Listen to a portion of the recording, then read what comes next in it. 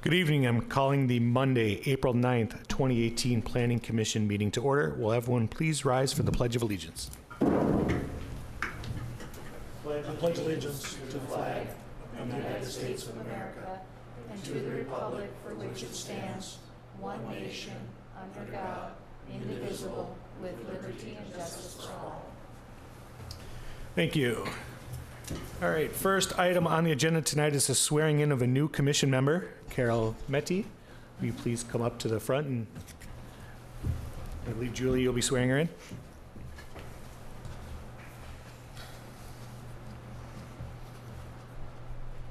If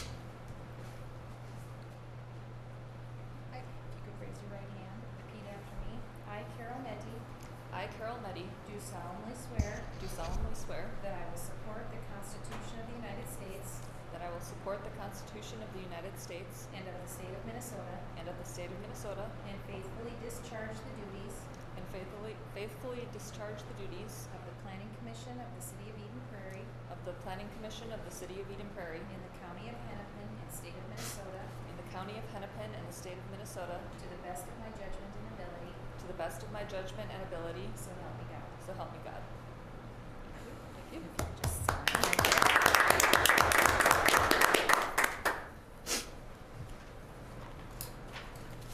Great. Thank you.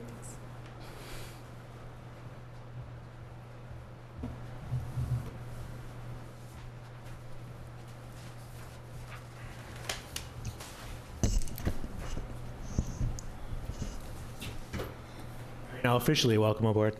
Thank you. All right, going on. The next item on agenda is the approval of tonight's agenda. Do I have any changes or requests to change? If not, I'll entertain a motion. I'll move to approve the agenda. Second. All those in favor? Aye. All right, agenda's approved. Next up is the approval of minutes from the last meeting, which was held on Monday, March 26, 2018. Do I have any requests for edits or omissions? Yes.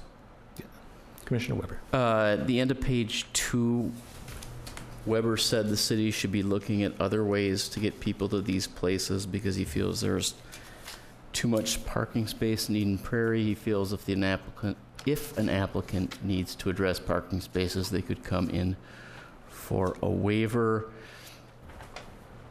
I don't remember the exact wording that I had, but the gist of my statement was that the ordinance as proposed was a minimum for parking, and that if an applicant wanted to have more parking, they could supply more parking or add more parking than the than the ordinance required, versus that they would need to apply for more parking. So I don't know exactly how to amend it, but I would say he feels if an applicant needs to address, if the applicant needs more parking spaces, they may add more parking spaces. Mr. Chair, members of the commission, we can work with that. Great. Any other requested changes? If not, I'll entertain a motion to approve as amended. I'll move the minutes as amended. Do I have a second? I'll second that. All those in favor say aye. Aye. Minutes are approved. Moving on, we have one public hearing this evening. It's a code amendment, chapters 10 and 11, housekeeping items. Request to amend city code chapters 10 and 11 related to fencing around pools, landscape security requirements, telecommunication application requirements, and permitted uses in golf course zoning district. Julie, will you be speaking for this? Yes, sir. Mr. Chair, members of the commission, periodically the city brings forward code amendments that are necessary either to provide consistency among the code within its own sections or with state statutes, or just to clarify processes so that users and readers of our code can clearly understand what the expectations are. So we have 4 examples of those this evening that we're bringing forward for your review. The first one is with regard to Chapter 10. In Chapter 10, the current code states that the maximum fence height is 6 feet. If you'll remember, a few years ago, the commission reviewed a code amendment for Chapter 11 that raised that to 7 feet to be consistent with state law. We're now going back and making that same fix in Chapter 10, and we're also proposing to add provisions that would require permanent fencing to be installed before water is put into a pool. That is our practice right now, but we want to codify that in code so that contractors and the like are aware of that requirement early on in the process.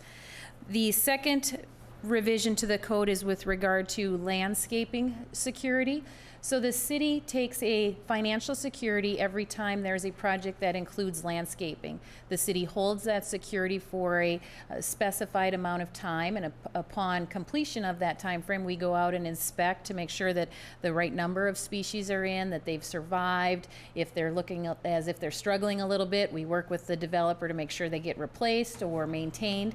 And right now in city code, because the code was written back in 1969, the definition that refers to that surety refers to it as a bond. It calls it a performance bond. Staff is proposing to change that terminology from bond to surety and then specify that letters of credit and escrow are the appropriate mechanisms to provide for that security. In the past, we found that bonds can be cumbersome to actually implement in the event that the city does need to follow up with some maintenance on site. So again, this has been our practice, but we are providing that clarity within the zoning ordinance. The fourth change is with regard to towers and antennas. Currently in Chapter 11, it talks about the triggering events for when an application is necessary for a tower. It talks about for the construction of a new tower. As a matter of course, we also get permits for such things as when, say, antenna or other apparatus are switched out on those towers. But if you look at the code, that's not what it asks for. But we do get permits for that in order to track and make sure that there's structural provisions put in place. So again, to provide that clarity to the telecommunications community, we are proposing language that says for the construction of a new tower or any alterations on that existing tower, so they understand that that permit process is expected. And then lastly is the golf course zoning district. As you know, in all of our zoning districts, we have a list of permitted uses that are allowable in those zoning districts.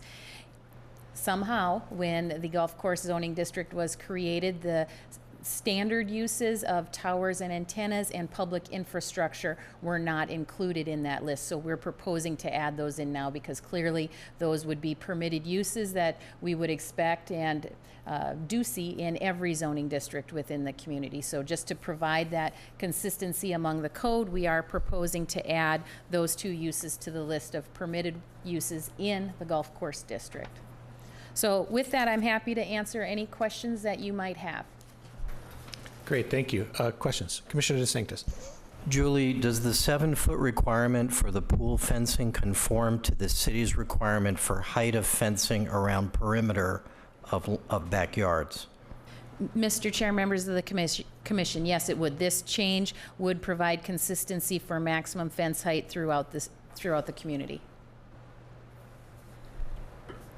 Mr. Chair, Commissioner Farr? can I follow up on that question, specifically addressing fences around pools? There's probably additional requirements in that section I'm not familiar with, but maybe you can enlighten us as to maybe a minimum height, more than likely, besides this maximum that we're now going to set a limit on, and whether or not other characteristics of fencing are regulated by our code, specifically the climbability with horizontal rungs versus vertical, where the building code is going actually, and whether or not they allow or prohibit some dangerous security fencing like barbed wire or some types of fence tops that might be dangerous for kids to jump over trying to get into a pool area. So I just didn't know if fencing was further regulated besides a maximum height for pools specifically. Mr. Chair, members of the commission, with regard to other fence requirements, the city does not have a minimum fence height that I am aware of. We do have requirements, at least in the zoning ordinance, that talk about location and where that fence can be provided on the yard. With regard to the building code, there may be some provisions that Commissioner Farr was referring to about the climbability of that fence. But as for architectural standards, we do not in the zoning ordinance regulate the types of materials. We talk about, you know, in certain locations that if fencing is being used as a screening mechanism, of course it has to be opaque. We do sometimes, not necessarily around pools, but we do sometimes field questions about is barbed wire an appropriate material for fencing, and the answer to that is no. We certainly work with property owners to find an alternative material that would be appropriate for their specific location. We have not, as a staff, experienced any other concerns with the fencing requirements or implementing those or communicating those out to the development community or residents at large as well. Fences typically require a building permit or not? Mr. Chair, members of the commission, fences do require a building permit. We do have an opportunity, we do have communication handouts, if you will, and links on our website to direct folks to what they can expect and where those fences should be located.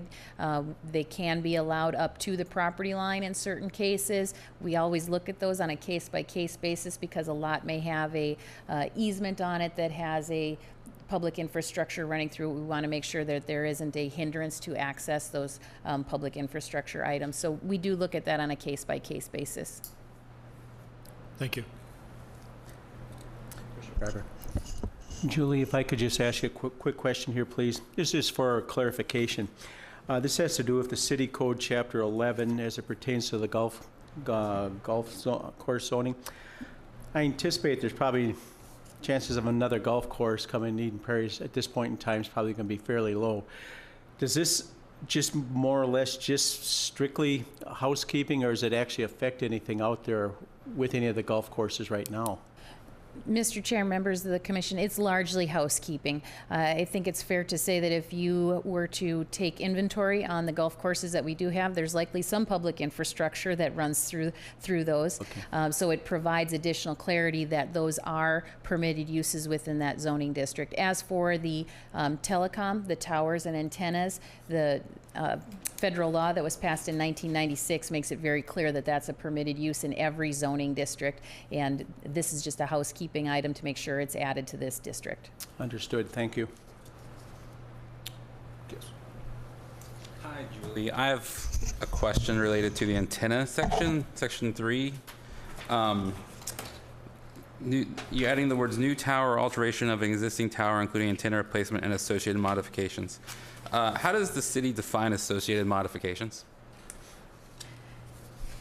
Mr. Chair, members of the commission, with regard to the reference to associated modifications, so sometimes antennas are replaced, sometimes the number are reduced based on new technology. Say there's 4 antenna up there now, based on new technology they only need 3, so they move them around.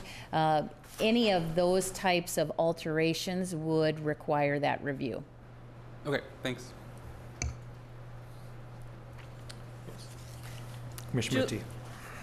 Julie, I have a question about the financial security for the landscaping. Yep. Is it possible for a developer to simply put a cash deposit up for this as opposed to either a letter of credit or an escrow? Mr. Chair, members of the commission, Commissioner Meddy, a letter of escrow would be the equivalent of a cash deposit. Okay. They'd give us a check or some other form of cash. We'd put that in an account and maintain that until the appropriate time to release the security once all of the landscaping was in place and viable. Other questions or discussion? All right. This is a public hearing, so if anyone would like to come forward and speak for or against these amendments, please do so now. Seeing none, if there's no discussion, I'll entertain a motion to close the public hearing. I'll move to close the public hearing. Do I have a second? Second. All those in favor? Aye. The public hearing is closed.